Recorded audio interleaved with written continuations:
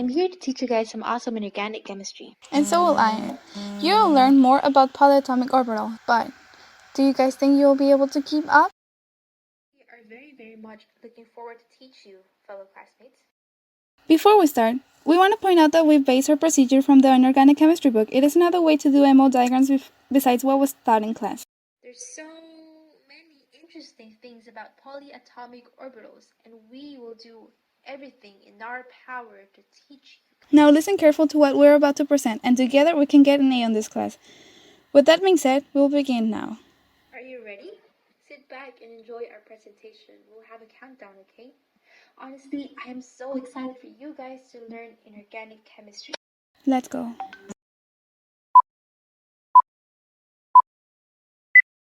Hello, welcome to our video on how to construct an MO diagram for polyatomic molecules.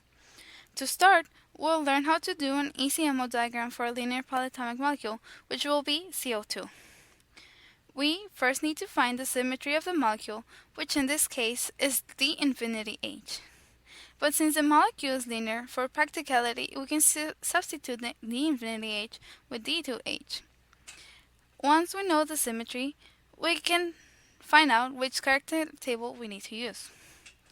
Then, for the second step, we need to assign the x, y, and z coordinates to our atoms. The highest order rotation is assigned as the z-axis, and the molecules will bond this coordinate the way it is shown. For nonlinear molecules, the y-axis of the outer atoms would point towards the central atom, but this is not a linear molecule.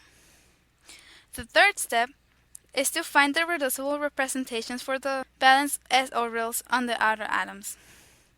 When the outer atoms are not hydrogen, like in this case, the reducible representations for each need to be found for the outer atom orbitals.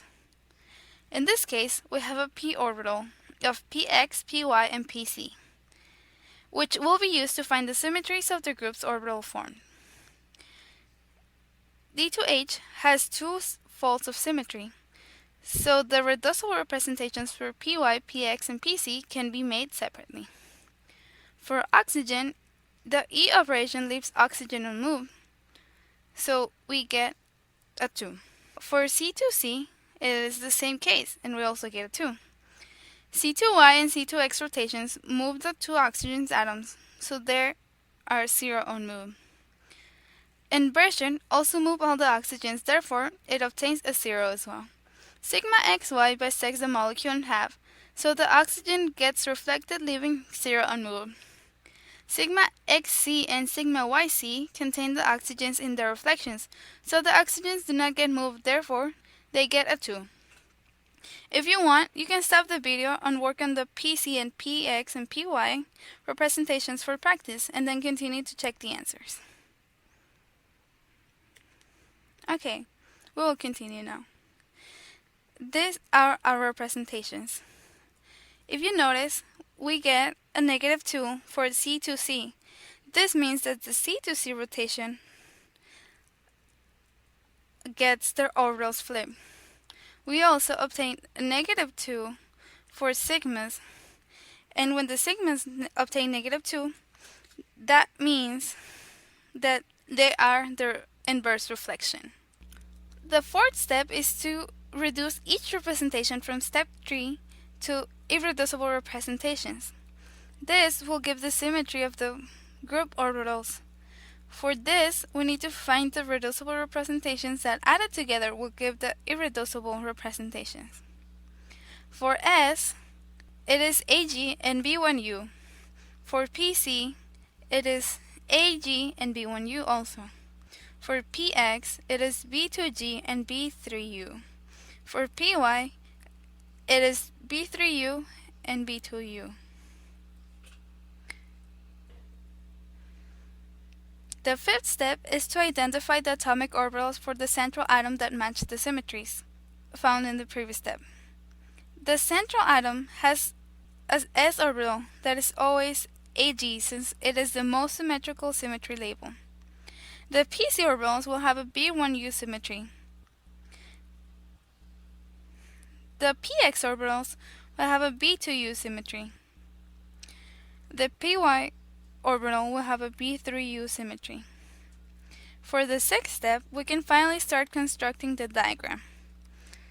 Since carbon has a higher energy, it will be higher and oxygen will be lower.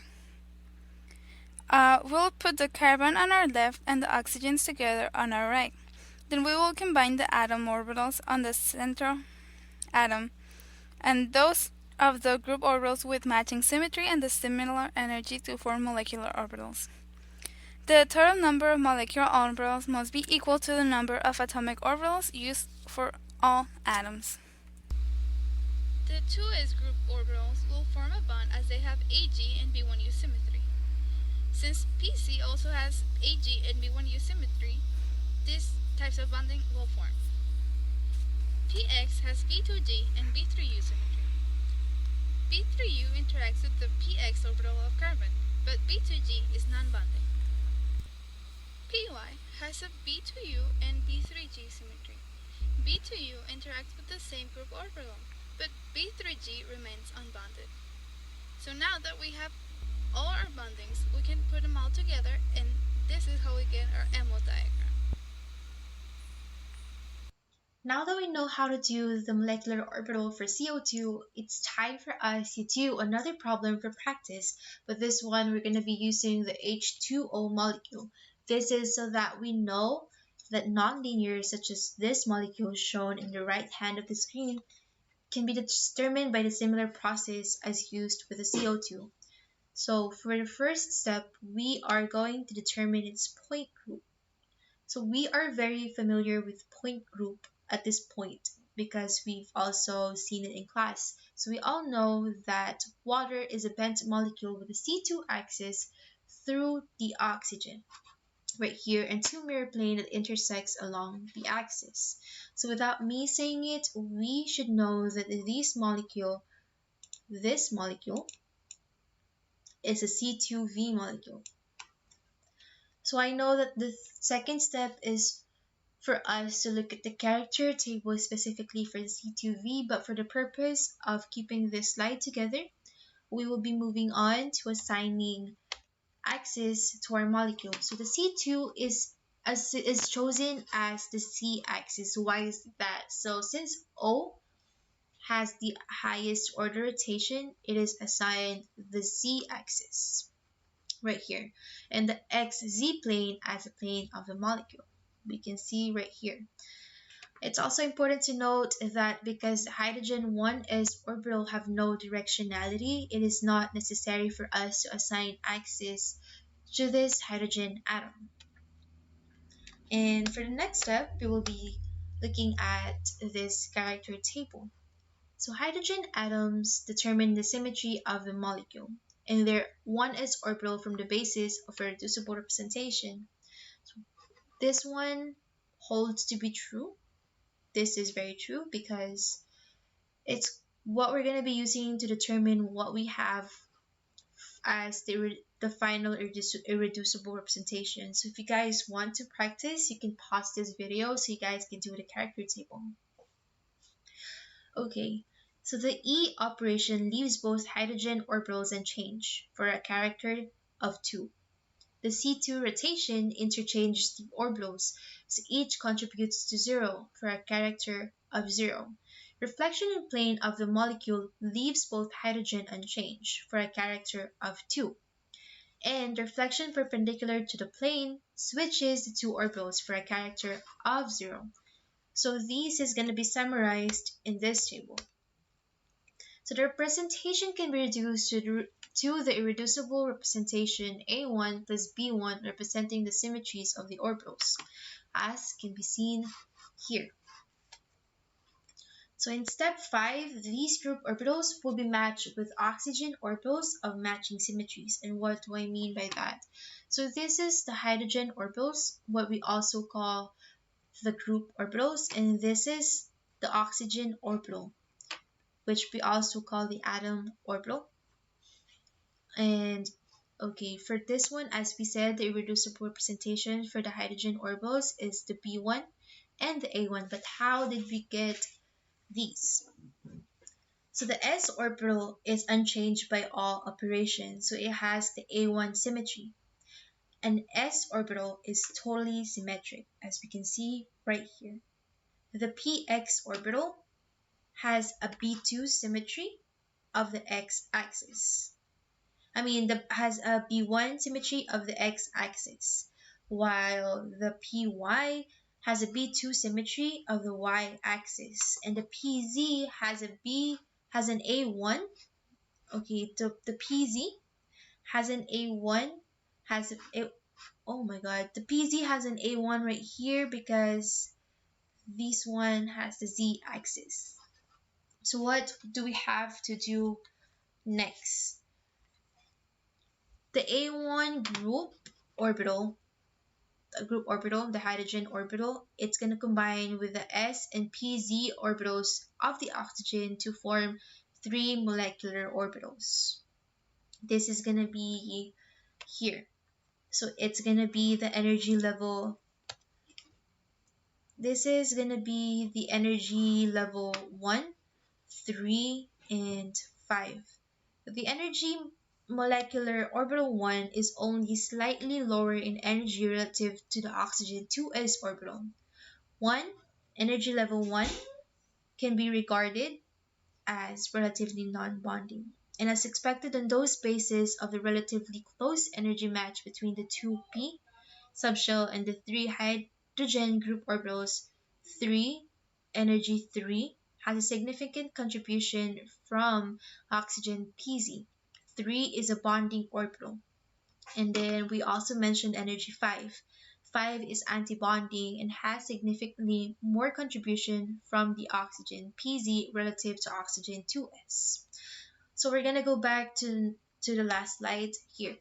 So the B1, the hydrogen B1 group orbitals combine with the oxygen px.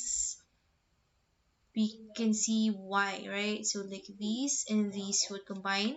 The A1 is very symmetric, would combine to the S and to the PZ because of these. Okay, so as I was saying, the hydrogen B1 orbital would combine to the PX here to form two molecular orbitals, one bonding and one antibonding, namely these, the 2 and energy 6. As we can see, looking at these also helps on this side, also helps to determine why. So it's gonna form the energy level 2 and the energy level 6. The oxygen py, oxygen 4 with B2 symmetry, does not match the symmetry of the hydrogen 1s group orbital and is therefore non-bonding. So the oxygen 2s orbital, it has a negative 32.38 energy, is nearly 20 below hydrogen orbitals in energy. That energy we were talking about is negative 13.61. So it has a very little interaction with the group orbitals. The oxygen 2p orbitals are a good match for the hydrogen 1s because it has an energy of negative 15.85, right? It allows the formation of bonding B1 and A1. When the eight valence electrons are added, two pairs occupy bonding orbitals and two pairs occupy non-bonding orbitals. This complements the two bonds and the two lone pairs of the Lewis electron dot structure. So, as a summary of this, we got this molecular orbital diagram just by matching these characters, and these we got from the character table, while these we also got from here, and then we match them and then we can come up with this one. So now we're gonna work on a more complex polyatomic molecule. In this case, we've chosen to work on NH3.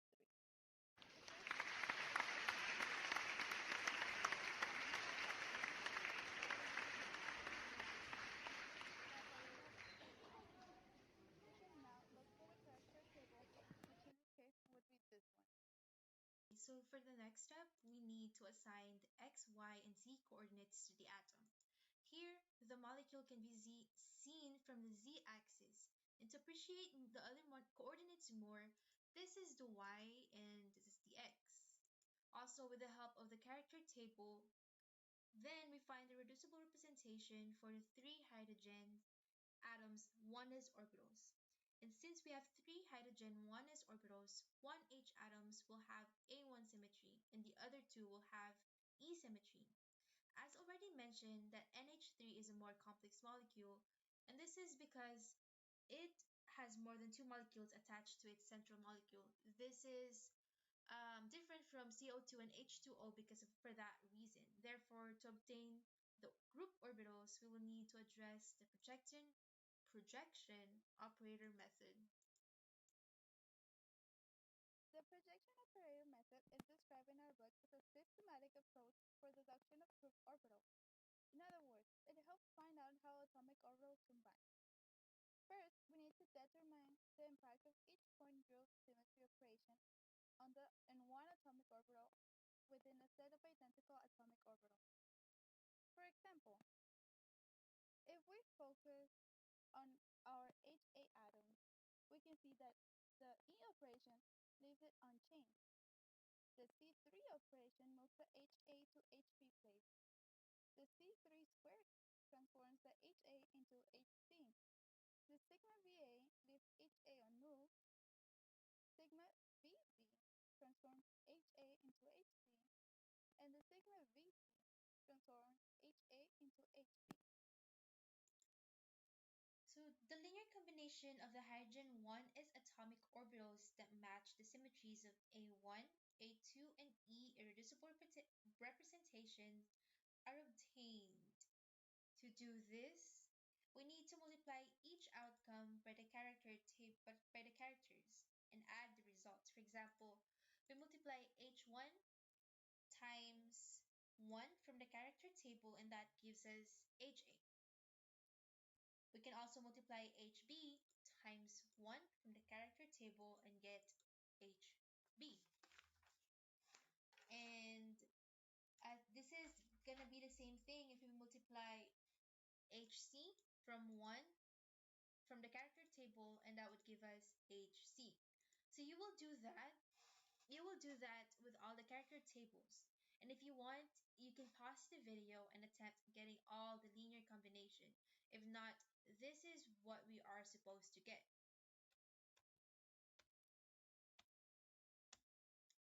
So it is, okay, now that you have all the linear combinations, they are added in this case. We will obtain 2HA plus 2HB plus 2HC. And for this one, 0 since they all cancel out. And for this one, it's 2HA minus HB and minus HC as seen here. So this is an important thing.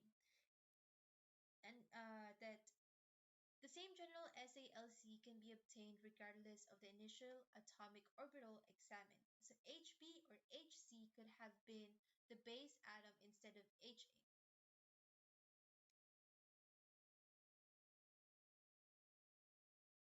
Since the results on A2 turn out to be 0, group orbitals of this symmetry cannot be obtained using the 3 hydrogen 1s orbital. The SALC for A1 shows that each 1s orbital contributes equally to this group orbital, but this is not the case with E. The sp3 orbitals of nitrogen both have A1 symmetry, and the pair Px and Py has E symmetry. The nitrogen s and p orbitals combine with the hydrogen A1 group orbital to give three A1 orbitals, one bonding and one non-bonding, and one anti-bonding. The non-bonding orbital is almost entirely nitrogen Pc, with the nitrogen s orbital combining with three hydrogen group orbitals for the bonding and anti-bonding orbital. The nitrogen Pc and Px orbitals combined with E group orbitals to form 4 E orbitals, 2 bonding and 2 non-bonding. So now we are almost done to do diagram. All we need to do is to combine the atomic orbitals of the central atom and those of the group orbitals with matching symmetry.